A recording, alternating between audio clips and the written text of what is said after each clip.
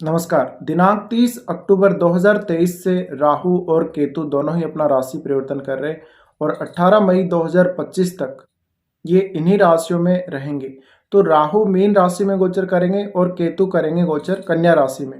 अब इसका प्रभाव मकर लगन वालों के लिए कैसा रहेगा, आज इस बारे में हम इस वीडियो में बात कर रहे हैं। तो देखिए, अगर आपका मकर लगन है तो मकर लगन के हिसाब से आपके तीसरे भाव में राहु गोचर करेंगे। तीसरे भाव में राहु का गोचर आपके लिए कैसा रहेगा, तो तीसरे भाव में जो आपकी राशि है मीन राशि आती है। तो ऐसे में जो भी मकर लगन वाले जातक विदेश में रहते हैं उनके लिए ये गोचर ज़्यादा अच्छा रहेगा। जो अपने देश में रह रहे हैं उनके लिए उतना अच्छा नहीं है। अब आपको ये देखना है कि आपका राहु कहाँ बैठा हुआ है कुंडली में। अगर आपका राहु का संबंध तीसरे, छठे या फिर 10वें या 11वें भाव से है तो फिर ये गोचर कुल मिला के अच्छा ही जाएगा। अदरवाइज अगर आपका राहु बहुत खराब स्थिति में है तो आपको काफ़ी ज़्यादा दिक्कत आ सकती है। जिन लोगों का राहु लगन में भी है उनको भी लगभग अच्छे रिजल्ट ही मिलेंगे, लेकिन मेन राशि का जो राहु होता है वो उतना अच्छा होता नहीं है। और इस बार जो गुरु का गोचर होने वाला है वो मेष राशि में होने वाला है, तो ये एक बहुत पॉजिटिव पॉइंट नज़र आता है इस गोचर के हिसाब से। तो राहु का जो डिस्पोजिटर है गुरु बनता है और इनका गोचर मेष राशि में होगा। अब इनका गोचर मेष राशि में होने से यहाँ पर जो डिस्पोजिटर का गोचर है, जो गुरु का गोचर है, आपके चौथे घर में होगा। तो ये स्थिति में ये राहु दिखाते हैं कि आपको विदेश यात्रा के बहुत ज़्यादा चांसेस बन रहे हैं। और वैसे भी राहु का गोचर मीन राशि में हो रहा है, जो कि काल पुरुष की कुंडली के हिसाब से 12वां भाव है। जो केतु के गोचर की अगर हम बात करें तो केतु का गोचर हो रहा है आपके 9वें भाव में, जहाँ पर 6 नंबर राशि है। तो 6 नंबर जो राशि है उसमें केतु उतने अच्छे होते नहीं है रिजल्ट देने के हिसाब से। तो अगर फिर भी आपका बुध बहुत अच्छी स्थिति में है या मंगल अच्छी स्थिति में है तो कुल मिलाकर आपको एक मिश्रित परिणाम इस गोचर का मिल सकता है।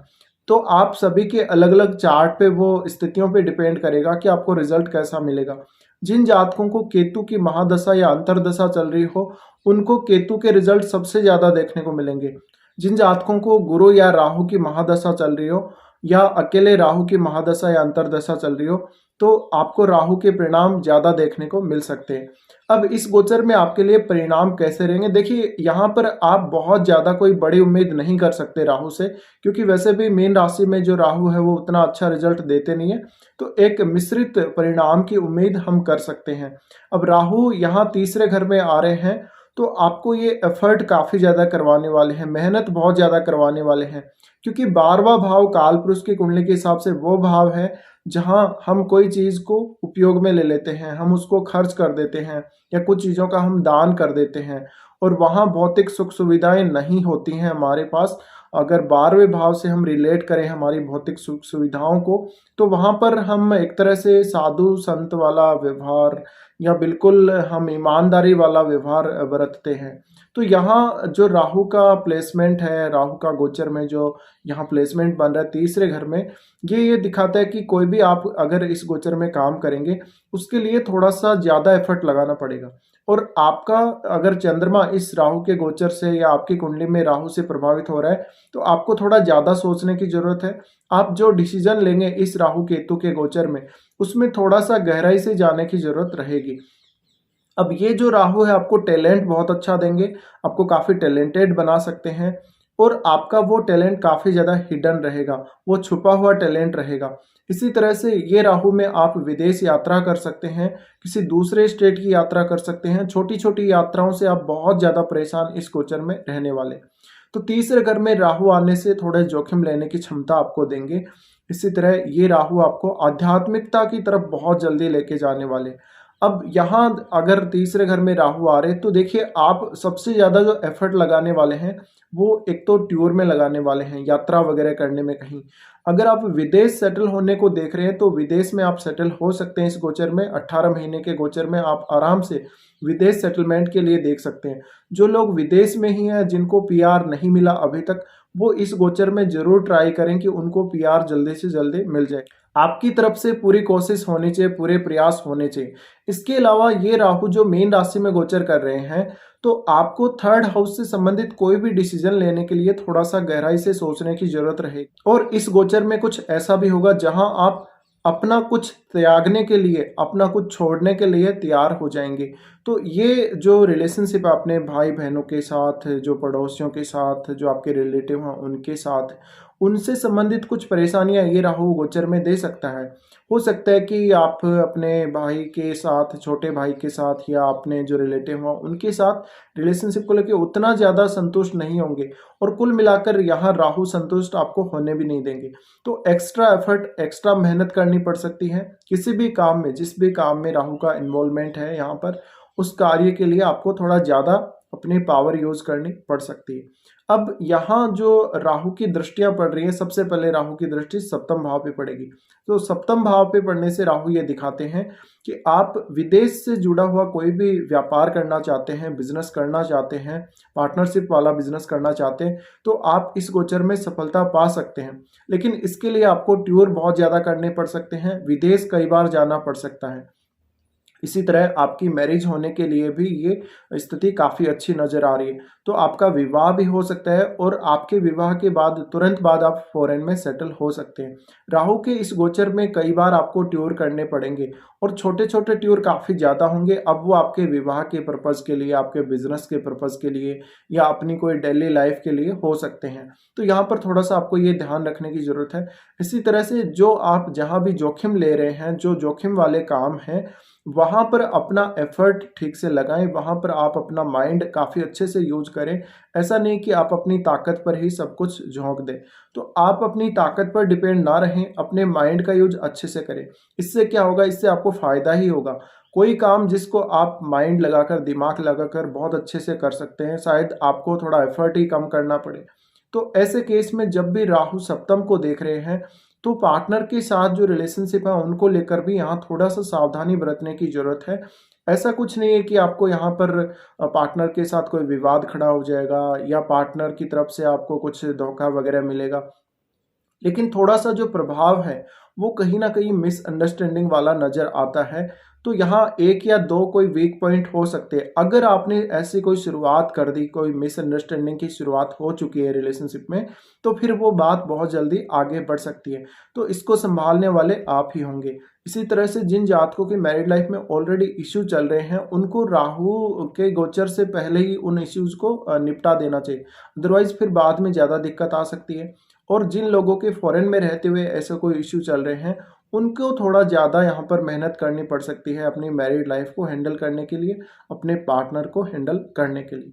इसी तरह से राहु सप्तम को देख रहे हैं, तो ये आपके जीवन साथी की सेहत बहुत ज़्यादा बिगाड़ सकते हैं, और इस वजह से काफ़ी बार आपको उनको हॉस्पिटल लेकर जाना पड़ सकता है। अब राहु यहाँ से नवम भाव को देखेंगे। नवम भाव को देखने से आप अपनी जो क्रिएटिविटी है, अपने जो स्किल्स हैं, उनको अपने उच्च अध्ययन में यूज़ करेंगे। लेकिन क्योंकि केतु का गोचर नवम भाव में हो रहा है, तो आपको यहाँ भी अच्छे परिणाम नहीं मिलने वाले कुल मिलाकर, और आपके उच्च शिक्षा से संबंधित कुछ डिसीज़न हो सकते हैं जो बहुत गलत जा सकते हैं। केतु के इस गोचर में आप कुछ अलग डिसीज़न ले सकते हैं, लीक से हटकर डिसीज़न ले सकते हैं। तो यहाँ का जो प्रभाव है राहु की दृष्टि का, वो हम एक तरह से बहुत ज़्यादा मिश्रित ही कह सकते हैं। और राहु यहाँ से फिर लाभ स्थान को देखेंगे, तो लाभ स्थान को देखने से ये राहु आपको धन कमाने के लिए काफ़ी अच्छा है। आपको विदेश से ज़्यादातर इनकम इस राहु के गोचर में हो सकती है। तो अगर आप विदेश से पैसा अर्जित करना चाहते हैं, या आपकी जो सैलरी है, आपके पास जो धन है विदेश से आ रहा है, तो थोड़ा और एफर्ट आप लोगों को लगाना चाहिए। इसी तरह से आप कोई भी इलीगल तरीका इस गोचर में ना अपनाएं धन कमाने के लिए, या अपनी प्रतिष्ठा बढ़ाने के लिए, या कोई भी फेक काम ना करें। तो आपके लिए कुछ ऐसा एहसास राहु दे सकता है कि आपके कुछ दोस्त हो सकते हैं जो अपनी बातों से मुकर सकते हैं।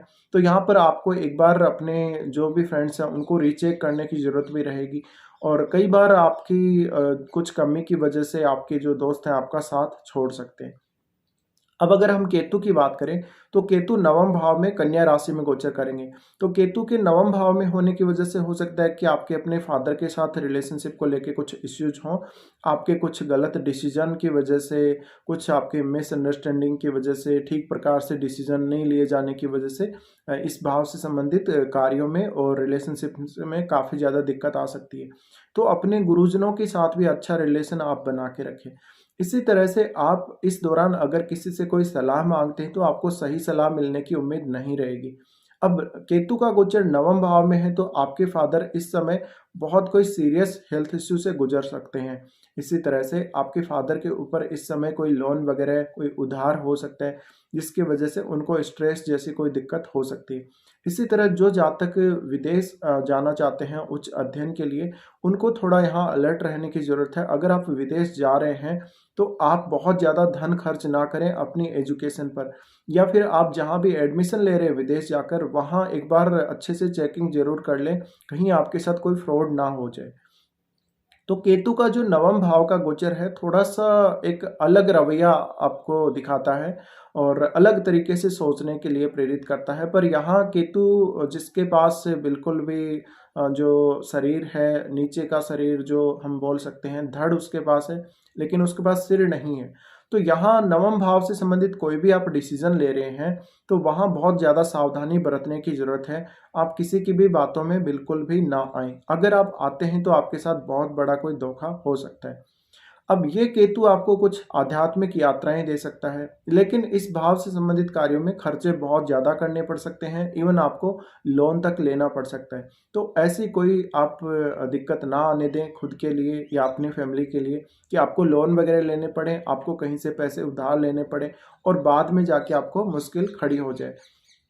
अब देखिए यहाँ पर जो इम्पोर्टेंट बात है इस गोचर में, तो राहु और केतु दोनों के ही परिणाम काफ़ी मिश्रित रहेंगे। अब जो मुख्य अच्छी बात है इस गोचर में वो ये है कि अगर आपके शनि बहुत अच्छी स्थिति में है, राहु बहुत अच्छी स्थिति में है कुंडली में, और क्योंकि गुरु का गोचर भी काफ़ी अच्छा हो रहा है, गुरु केंद्र में गोचर करेंगे, तो इस वजह से कुल मिलाकर ये कुछ अच्छे पॉइंट बन सकते हैं आपकी कुंडली के अकॉर्डिंग।